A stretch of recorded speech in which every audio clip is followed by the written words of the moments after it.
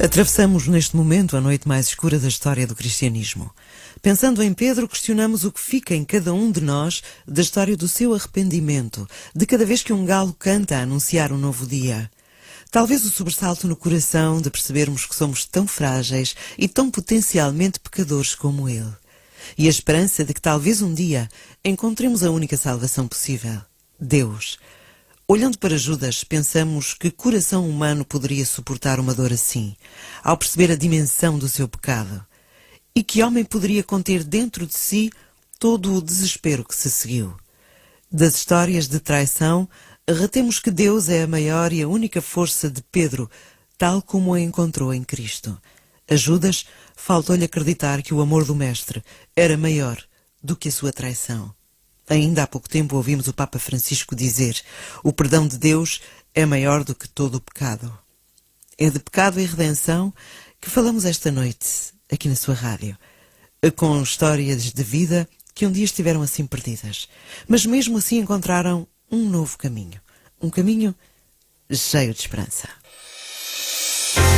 Renascença. Tenha uma boa noite, uma Santa Páscoa. Apoiado na certeza da ressurreição, há quem tenha estado quase sempre longe da vida, até que um dia encontrou a luz. Jorge Simão, hoje com 54 anos, recorda a infância de extrema pobreza em que viveu e como aos 12 anos se sentia já tão adulto que era capaz de pôr termo à própria vida. Uma entrevista de Aura Miguel para ouvir agora na sua rádio. Nasci numa família extremamente pobre e com 6 anos, no dia que fui para a escola primária, também fui trabalhar para uma padaria à noite. Portanto, trabalhava de noite e estudava de dia. Eu era, apesar de ser o irmão mais novo, era muito responsável e tive que trabalhar e sustentar a casa. Mas quando chegava à escola encontrava meninos que tinham uma infância normal, Sim. não é? Isso seria E eu não difícil. não sabia estudar porque a minha mãe e o meu pai eram analfabetos. Eu perguntava aos meus colegas como é que eu estudava, como é que ele tirava notas. Eu não sabia sequer estudar. Era muito difícil e também não tinha cabeça para estudar. Nem descansava o suficiente. Não descansava. E perto dos 12 anos, minha vida era mesmo um inferno. Tentei suicídio, estive no hospital de Cascais muito mal, quase a falecer. Mas com 12 anos, ainda se é criança. Sim, mas eu não era criança, eu era adulto, eu nunca fui criança. Eu nunca fui porque senti sempre as dificuldades na minha casa. Portanto, eu nunca tive um brinquedo. Comia muitas vezes do lixo, todos os dias de manhã ia ao lixo para arranjar brinquedos ou para comer. Portanto, as coisas eram muito difíceis. E depois o meu pai faleceu, aí as coisas agravaram-se. Que idade tinha? Tinha 14 anos. Depois fui trabalhar para a Câmara de Cascais, tinha 1,53 m, pesava 53 kg, era muito pequenino. O único lugar que havia era nas obras, para as valas. Portanto, claro que quando me apresentaram o encarregado, ele disse que não me ia pôr nas valas, porque não tinha sequer corpo para estar lá. Então fui para as obras, portanto, como servente pedreiro. E aí foi terrível também, porque eu não conseguia pegar num balde, não é? Entretanto, também gostava muito do desporto, eu tinha jeito para o desporto, pensava na fama, era a fama e o dinheiro, portanto, aqueles objetivos de ser alguém, ir ao Sporting, jogar futebol e essas coisas todas. Entretanto, fazia o meu estudo e também trabalhava de noite, portanto, andava sempre em esgotamentos constantes. Depois fui para a tropa. Mas que horizonte é que tinha? O horizonte da sua vida, assim, olhava para a frente, com uma vida assim tão dura? Não tinha, não dá para explicar, era uma infelicidade terrível. Eu estava sempre muito triste, muito, muito deprimido.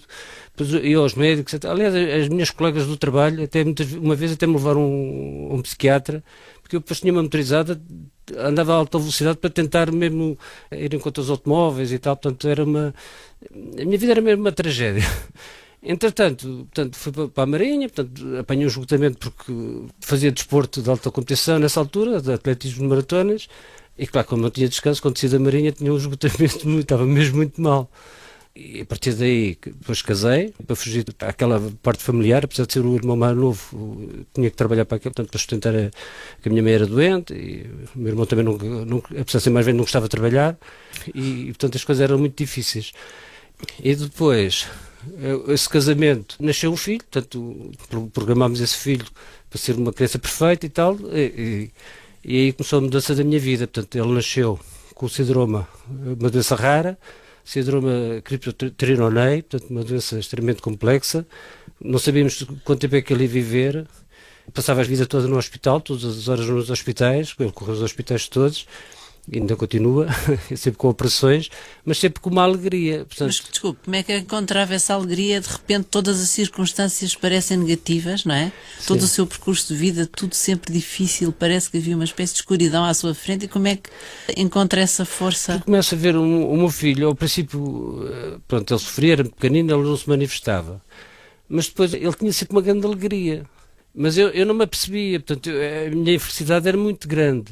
E depois eu divorciei-me, portanto, as coisas complicaram-se, a gente não dormia, a relação era muito negativa, portanto, todos os dias a caminho dos hospitais e tal, portanto, a nossa relação começou a ficar negativa e separámos-nos.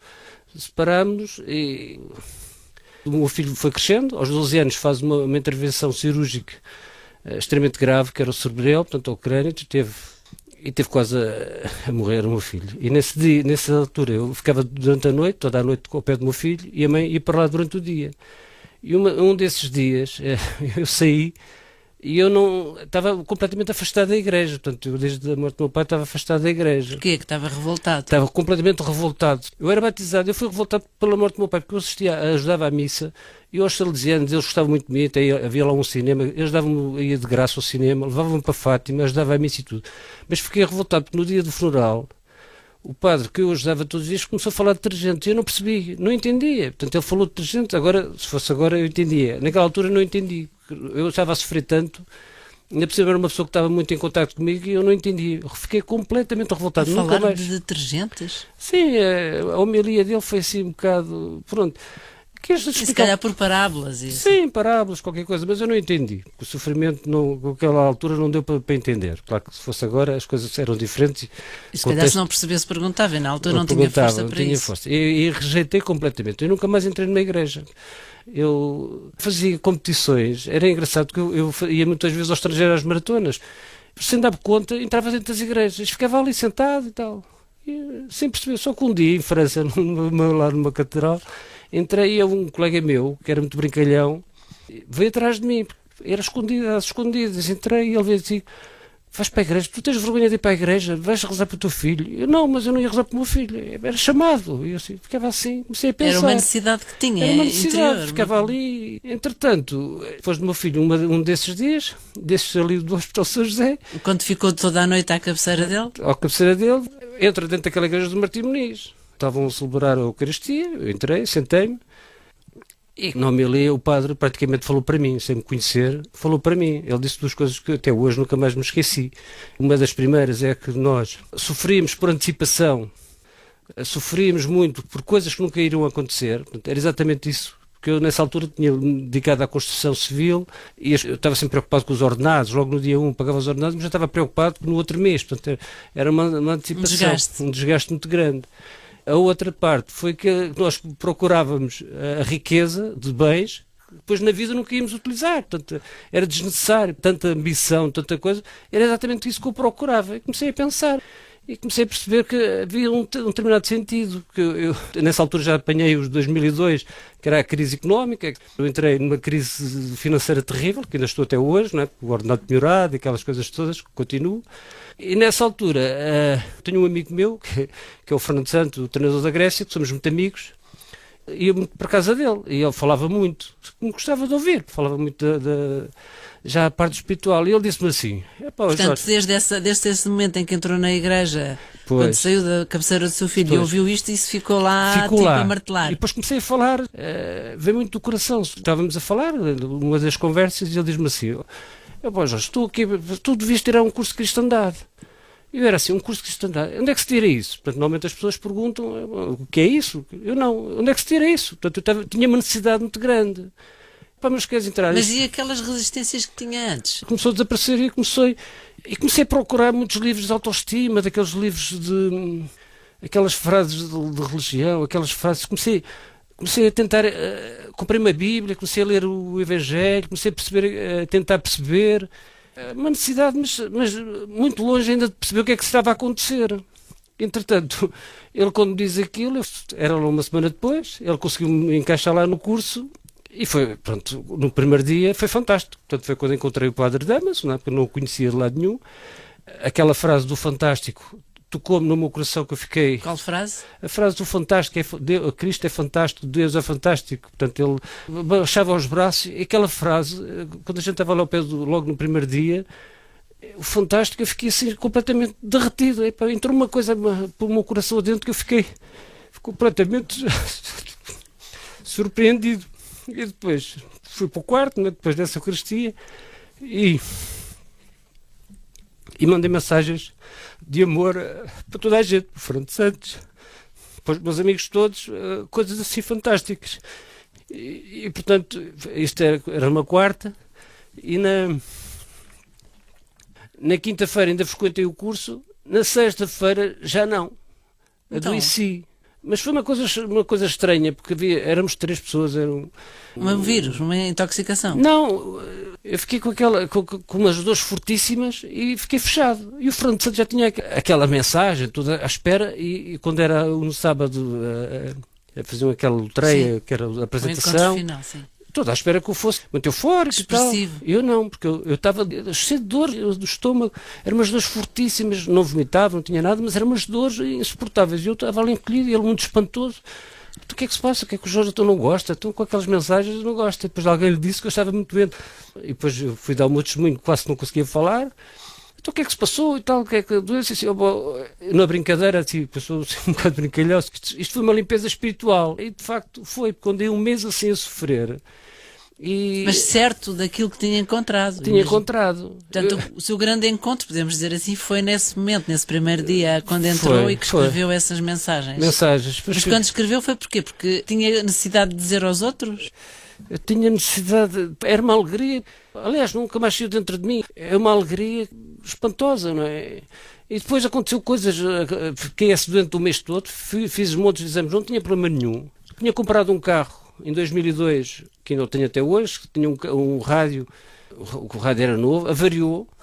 Sabe o que é que eu ouvia? O AM, o Padre Damaso. Impressionante. Isto tudo a seguir ao Conselho de Cristandade, tudo seguido. Entretanto, eu andava na Câmara e a Câmara comprou na altura um carro com um rádio novo, avariou também. O rádio era o Padre Damaso, só que eu ouvia. Mudar o rádio. Perseguição radiofónica. Era impressionante. Estava sempre a ouvir o Padre Damaso, quando o rádio só ouvia o Padre Damaso. Mas comecei, não sei explicar como é que entrei como voluntário nas prisões, porque o Padre Damaso não foi ele que me escolheu, eu apareci, já não sei como é que foi. Mas porquê que foi? Porque o seu filho continuava doente e continua ainda a precisar de apoio, não é? Podia ter canalizado só para dentro da família. Não, mas eu não, virei para todas as pessoas. Saí do Conselho, encontrei 2 senhoras que estavam uma a dormir em tomar no comboio, alguém me disse, eu fui buscá-la, pus em minha casa, com grandes dificuldades, levei-a para lá, portanto, uma sem-abrigo. Sem-abrigo. E depois fui buscar outra, encontrei outra, também levei para a minha casa, com grandes dificuldades financeiras. Porquê? Não sei. Eu tratava como fosse, eu já não tinha mãe, a minha mãe já tinha falecido, eu tratava-as como fosse, minha mãe tinha uma necessidade, tratava-as, fazia-lhes o comer, é que fazia o comer, porque elas não faziam nada, ajudava-as, fazia tudo, depois arranjei um lar, depois já quando as coisas já estavam muito complicadas, consegui arranjar o sítio para elas irem, foram. Começou a procurar pessoas que precisassem da sua companhia. Comecei a ir depois para o sem-abrigo, nos dias natais, ano novo, arrancava e portanto, ia para Lisboa, ajudava. E o seu filho? O meu filho sempre com o pé do meu filho. O meu filho nunca o deixei. O meu filho, até hoje, o meu filho nunca foi uma consulta sem o pai, nem a mãe. Sempre os dois. Portanto, a gente estamos sempre presentes na vida do meu filho. E o meu filho é espantoso. Aqui, se calhar, entra a parte principal de justiça. Portanto, qualquer pessoa ficaria revoltado com uma situação destas. Eu não. O meu filho é das coisas mais espantosas que Deus me deu. O meu filho sofre muito e está sempre alegre, está sempre feliz, está sempre contente. Ele mesmo naquela operação, quando ia, a gente a saber que ele se calhar não ia sobreviver, ele brincou connosco, comigo e com a mãe, eu chorava, mas chorava, mas ele ria. E mesmo agora está sempre feliz, portanto, sofre imenso, é voluntário, vai para a luta contra a fome. Eu nunca lhe disse a ele o que é que para fazer ou não. Como é a dizer, ele é incapacitado mesmo para nível intelectual, não consegue aprender, não consegue fazer muitas coisas, não consegue quase andar. E ele ia para a luta contra a fome e estava lá o fim de semana todo. E eu depois até escrevi no Facebook, tu és uma pessoa espantosa. As outras pessoas vão para a luta contra a fome, dão aquilo que têm, têm o tempo, têm a saúde, têm tudo. Agora tu não, tu vais para lá, estás lá um fim de semana todo e depois o resto da semana está deitado, que ele ficava completamente estourado e continuou. Ouvindo, nós percebemos que há uma parte que tem a ver com as coisas difíceis, com o negativo, mas o Jorge fala e é tudo positivo. Portanto, o que é que dá essa força, essa esperança, essa alegria, que apesar do contexto ser todo negativo? Não, assim, aparentemente aos olhos do mundo o contexto é difícil. Não, mas Jesus Cristo, eu nunca mais fui infeliz. Eu antigamente era pessimista, os problemas iam acontecer por antecipação. Agora não, eu nunca mais deixei de dormir por qualquer problema. Antigamente não dormia sequer, não conseguia dormir com comprimidos. Mesmo agora tive problemas graves no meu trabalho, sempre com a maior das calmas, sempre feliz, aceito tudo com naturalidade. Os meus colegas... Portanto, o senhor está a falar de uma experiência, não está a falar de uma coisa teórica, não é? Está a falar, quer dizer, da razão da sua felicidade. Sim. É uma razão concreta. Sim, foi este encontro, este encontro, esta alegria, sentir que existe mais qualquer coisa, não é? Portanto, comecei a perceber que no fundo a vida tem outras coisas muito boas, não é? Coisa que não dá valor.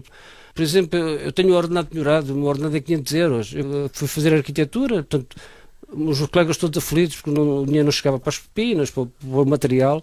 Eu sobrava-me 100 euros, pagava nunca fiquei a dever a universidade e acabei nos 5 anos, com todos esses problemas financeiros e essas coisas todas, e acabei Mas claro. O Jorge não é um super-homem, portanto, o que é que lhe dá essa... Acho eu, não é?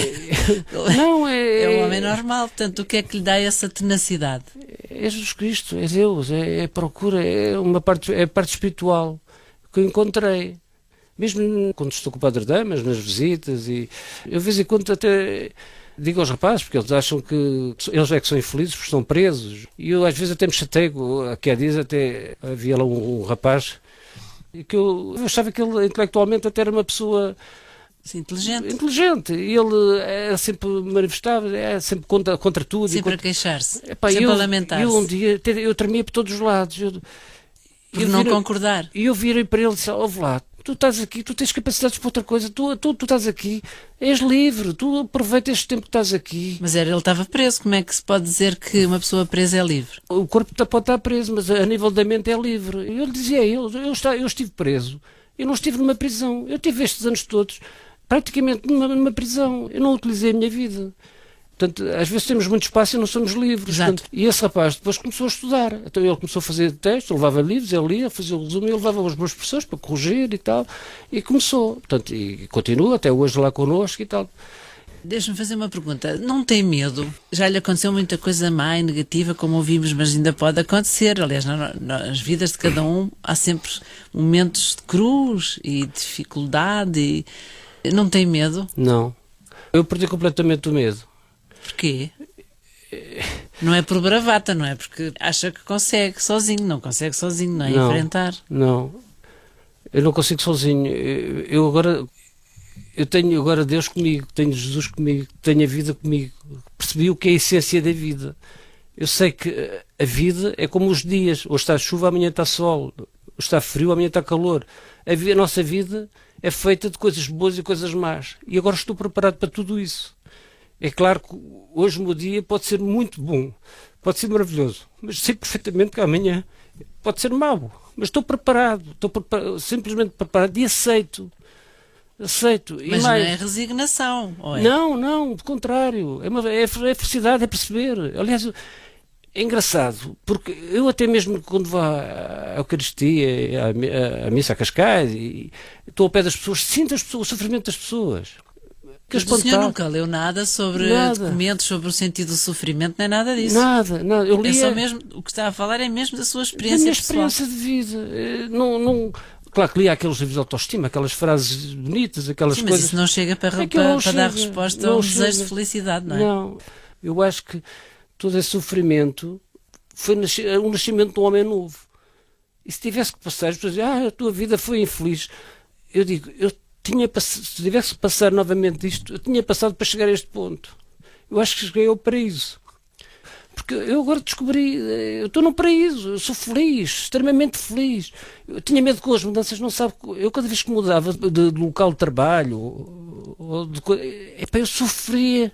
Agora não, qualquer coisa, sabe que tem uma companhia que não o abandona nunca. Sei que não me abandona e sei que aquilo é o melhor para mim, mesmo que aquilo seja mau. Como assim? Sei que aquela situação agora pode ser muito negativa, mas aquela situação é para eu chegar a um determinado ponto que eu não conseguiria chegar nunca se não acontecesse. E no fundo foi isto tudo a minha vida, foi chegar a este ponto. Porque se eu não passasse isto tudo, se eu tivesse um filho perfeito, se eu tivesse uma vida de sucesso a nível do meu trabalho, da construção, do dinheiro, eu era um homem completamente perdido. Era um preso, era desses presos que davam com a prisão perpétua. Eu, neste momento, eu praticamente... O seu critério de felicidade é outro agora. Completamente diferente, completamente diferente. E o que é que pode dizer a pessoas que têm situações difíceis e que estão sem esperança neste momento? Eu só digo para nunca desistirem. Porque todo o sofrimento tem uma causa, e essa causa é extremamente importante para as nossas vidas.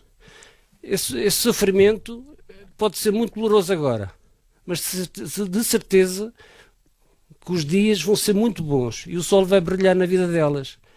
Porque Deus não dá uma cruz, Deus só dá aquela Deus cruz. também dá a cruz, não é? O seu próprio Não, mas filho. Deus dá a cruz a determinadas pessoas que conseguem aguentar. Ele sabe escolhê-los.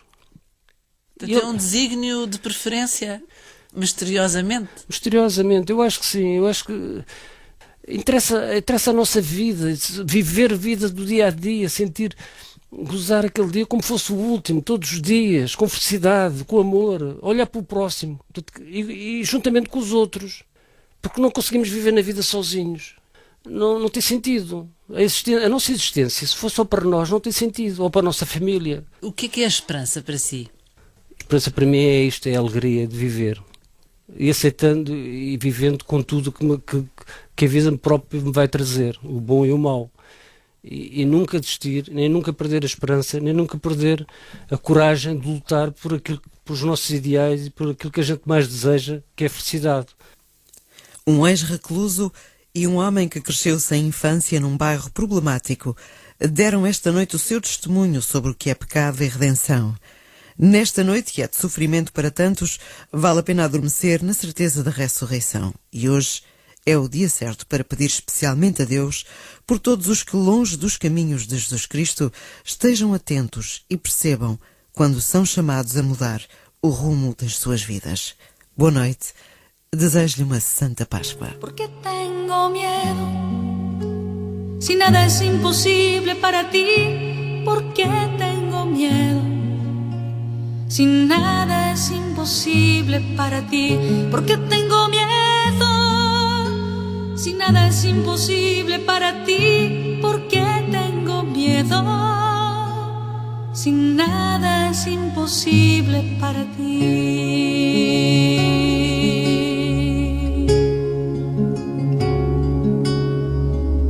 Porque tengo tristeza, si nada es imposible para ti, porque tengo tristeza, si nada es imposible para ti, porque tengo tristeza, si nada es imposible para ti, porque tengo tristeza, si nada es imposible para ti, nada es imposible para ti.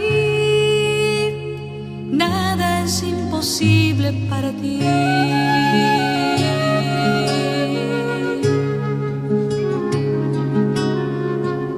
Porque tengo dudas, si nada es imposible para ti, porque tengo dudas, si nada es imposible para ti, porque tengo dudas, si nada es imposible para ti, porque tengo dudas. Si nada es imposible para ti.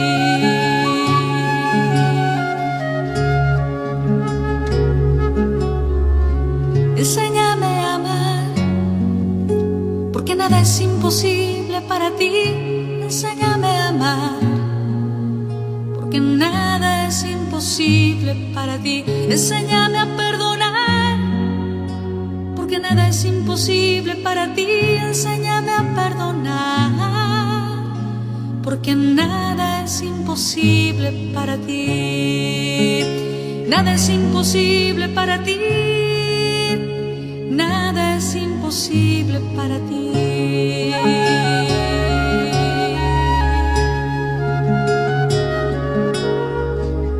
Tú te hiciste hombre, porque nada es imposible para ti. Tú te hiciste hombre, porque nada es imposible para ti.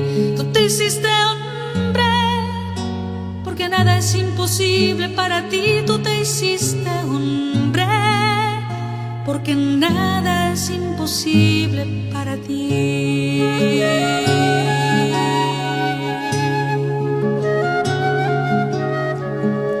Tú venciste la muerte, porque nada es imposible para ti. Tú venciste a la muerte, porque nada es imposible para ti.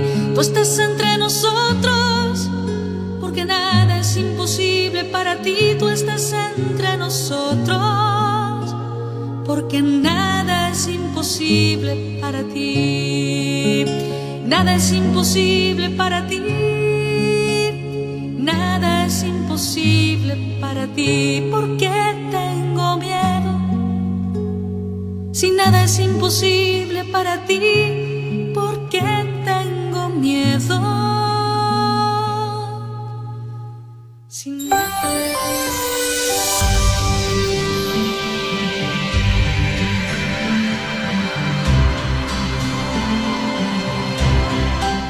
Passou o domingo de Páscoa. Viva em cada Eucaristia Jesus, garantia de vida eterna. E assim desde o ventre de Maria, a excelsa Senhora dos Sinais.